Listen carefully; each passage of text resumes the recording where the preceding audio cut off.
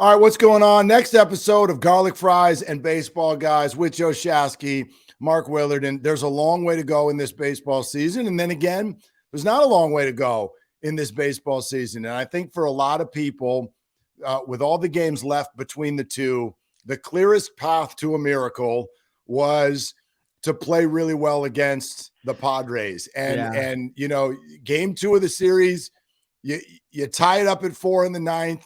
And you're thinking maybe this is the start of the miracle.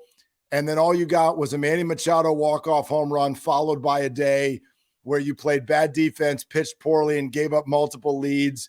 I know you feel this way, and I get it. I get it completely. I agree. It felt like the Giants' playoff hopes officially and finally left town with that series. It did feel like that. And like the one thing that I could hang my hat on last year was like, wow, look what they're doing against teams over 500. Look what they're doing against the Dodgers. You know, look what they do in these tight game situations. And all the data was pointing in their direction.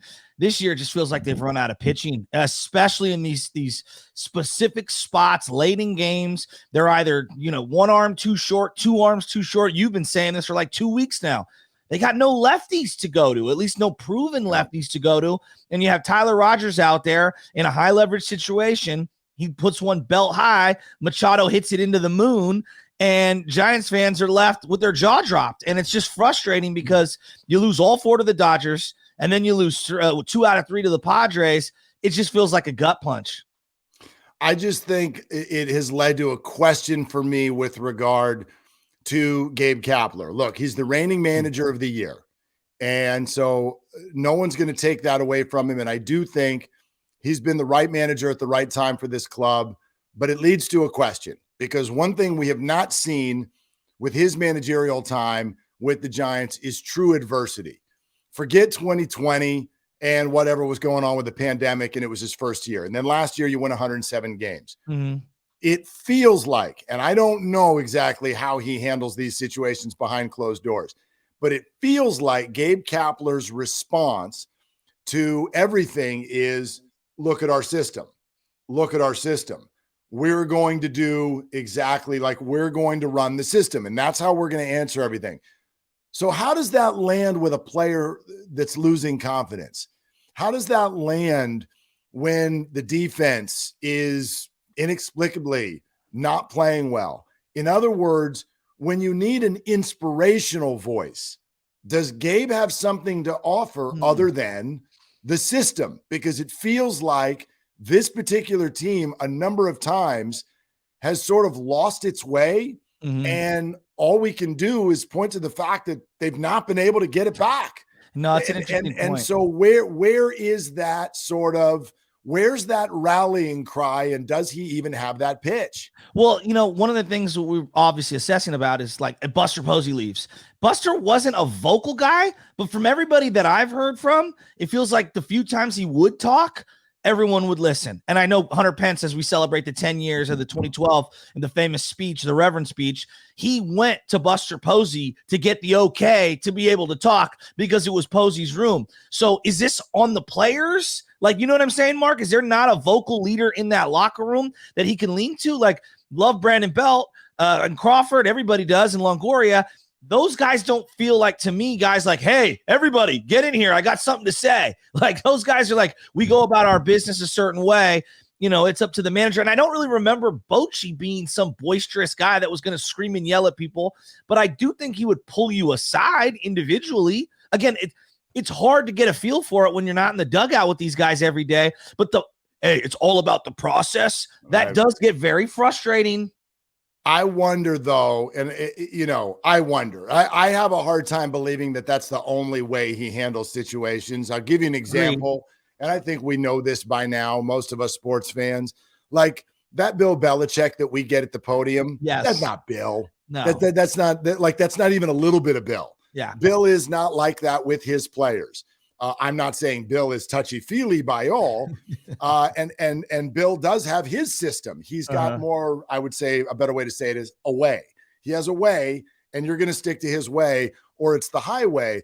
But I also know that Bill will show emotion in meeting rooms. Bill will find a way to motivate, get the best out of people. And I imagine Gabe has that. We don't get to see it, though. Yeah. We don't get to see it so much because his answers, while he's more colorful than Bill Belichick in front of a microphone, his answers are, this is why we thought what we thought, and this is why we thought what we thought. And that's pretty much it.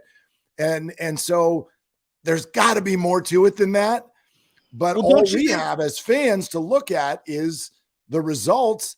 And same thing in Philly as here. When things go south, they haven't turned around. Can we all agree on one thing? The personnel has not performed, and it feels incomplete in terms of like assembling a top tier team that deserves to go to the playoffs, right? Like, it's not like they've underperformed. Yeah, I feel like this team's just not good enough. So I don't look at the manager, and then I look at like kind of prior history, right? Think about what he did with Dubon earlier this year. What he said at the podium, I do not believe to be exactly what he said to Dubon in private, right? To use your example. You're talking about when he bunted. You're talking about when he bunted? Exactly. Yeah. And then we went to the game, the very next day, and Bob Melvin, the Padres, and Gabe were going back and forth. And I just, to me, thinking, hey, I had a talk with the young man. I'm really sorry that happened. Like, publicly, you could say one thing. Privately, you could operate completely different. That's just, again, I'm using common sense, but I have nothing else to go on. What do you think he said to Melvin? Don't worry. In 3 weeks, we're trading him. I mean, who knows what he said? Look, we're all searching. I will take issue with this, though. You said I don't think they're underperforming. I do. Oh, you do? I know that they aren't names that you expected to go out there and hit 30 home runs. Okay. That's not what I mean. But my gosh, catch the ball. Like, you're completely underperforming defensively. There have been so many mental errors out there by this team. You do have players like Brandon Crawford who were fantastic last year and have not been able to execute this year. And there are a bunch of those. Lamont Wade, Brandon Belt. I think that's based on health, but Brandon Belt. And then go to the bullpen. What happened to Tyler Rogers? Jake McGee? Jake McGee was a really effective reliever this year. He can't even stay on a team this year. So a bunch of those things happened. And by the way, that's why I get so upset when people talk about last year being a fluke. It wasn't a fluke. Well, why couldn't this year be the fluke? I don't think either label matters, but it's just when things go bad, that doesn't mean you get to take away when things went good. But to me, that is an underperformance by a bunch of players who I think are better than that. Okay. Well, Belt, I'll believe you. I agree with that. He's better than 8 home runs and a 220 average, or whatever he is, 230 right now. I agree with that. Crawford, though, he's starting to get up there. He's been trending down for many years and had a monster year last year. The word I want to use is snake bit, because I do feel like the second they start to get any momentum, no matter who it is, something happens. Case in point, Joey Bart. He's had 2 weeks, 3 weeks of great at-bats, and then he makes the play of the year for the young man with that tag at the plate. And then come to find out he hurts his ankle and he's out for a couple of days. It's like, we can't catch a break. Yeah, it's certainly been one of those years. By the way, speaking of Brandon Crawford, let me ask you this, because for the second year in a row, here comes this unprecedented shortstop free agent market. But Brandon is signed for another year at a pretty healthy salary. Mm-hmm. He can't play anywhere else. You've got the DH in your hip pocket. What do you do? Well, what do you do next year there? I think this is you have to have a very serious conversation with Brandon Crawford about open to positional change. I do think that there's many innings where he can get in there at shortstop, but where's the market at, right? There are 5 really good shortstops available, maybe 6 if Tim Anderson opts out. Turner, Xander Bogaerts, obviously the kid, what's his face for Carlos Correa. There are studs out there. And to me, when there's that many dudes out there and you need just about everything, you have to make a play for one of those guys. But part why they didn't get Correa the first time around, he wants to play shortstop. Yeah. Why can't Crawford move to third base? I know when we have these fairy tales, he played short from day one until the end. Sometimes the fairy tale doesn't exist in real life. You're not Derek Jeter, the captain. I know it sounds great, but maybe you do have to move over, or maybe he goes to the bench. Is that sacrilegious to say out loud? I don't know if it's so much of a willingness as it is can you even execute it? I mean, Brandon has been brilliant with the glove throughout his career. The best Giant shortstop ever. Play third? I don't know. Can he play? They're so different, these positions. I know. listen, the pie in the sky, if somehow Trey Turner ends up on the Giants, I mean, he did this already with the Dodgers. He can play second base. Yeah. You know what I mean? But I don't know. I think we're past time of the Giants worrying about hurt feelings. I agree. That's for sure. And I think we're past time where the Giants can say, oh, we don't want that great player because he's not a perfect fit. So, yeah, it's a problem that I think everybody has to be willing to figure out. Yeah. But let's not act like it's easy. There isn't an easy solution there. No, there isn't. And I mean, just go back to the first day of Gabe Kapler's managerial career. He subbed Brandon Crawford out in 2020 to start the year, and people lost their minds. Remember that? I mean, I know it was multiple years ago. We're going back 2020, but like people lost their minds. And he got the best out of them, though. And Brandon responded. Right. Brandon responded. I remember even having this conversation with him. Like, it got to him, and he went crazy in the offseason. The problem is, and I don't know how much injuries, you get to a certain age, that has an effect on what's going on this year. But sports fans, man, don't we hate this?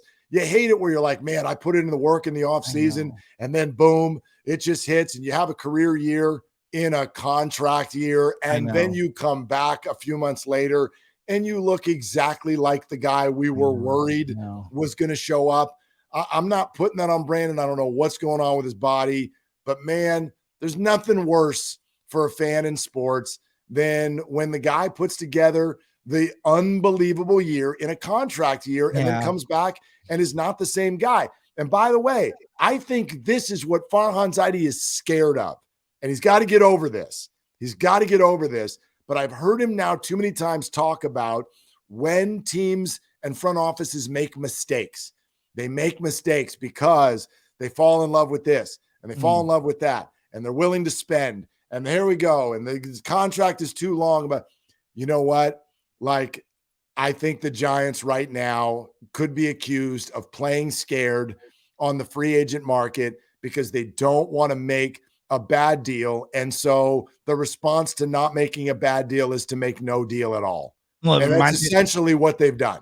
I use a lot of housing analogies, but like if you wait and wait and wait and wait, next thing you know, all the houses are out of your price range, right? And then property taxes through the roof and you're done. You're never getting in the game. So I'm with you on this one. Here's the hard part that I think Giants fans need to kind of get over. Willie McCovey wore multiple uniforms. Okay. Willie Mays wore multiple uniforms. Tim Lincecum, let's get a little more, close to generation. Will Clark, we still love all of these players. Do I want all my guys to be Giants for life?